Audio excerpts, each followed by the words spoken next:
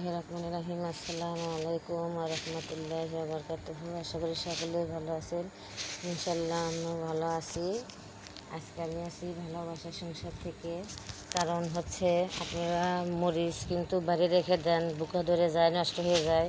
কাঁচামরিচ তো আমরা ফ্রিজে রাখি মাশাআল্লাহ, কিন্তু আপনারা কিন্তু ফ্রিজে শুকনো মরিচে রাখতে পারেন মাশাআল্লাহ, কোনো নষ্ট হবে না। আপনারা পলির ভিতরে করে সুন্দর করে পেঁচায় রেখে দিবেন, কোনো নষ্ট হবে না, কোনো কিছুই হবে না।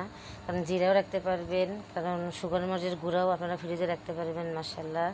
এখন আমি ফ্রিজে রেখে দিব, কারণ ফ্রিজে রেখে দিলে মরিচ কোনো সময়ের জন্য নষ্ট হয় না, কোনো সময়ের জন্য নষ্ট হয় না।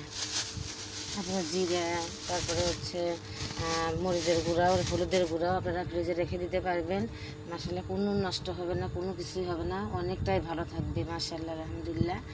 কারণ বাইরে রাখলে পরে সব মরিচ, শুকনো মরিচ কেমন নষ্ট হয়ে যায়, ভালো থাকে না। আমি এইভাবে রেখে দিই মাশাআল্লাহ আলহামদুলিল্লাহ। আমার যদি ভিডিও ভালো লেগে থাকে অবশ্যই লাইক করে দেবেন। আসসালামু আলাইকুম।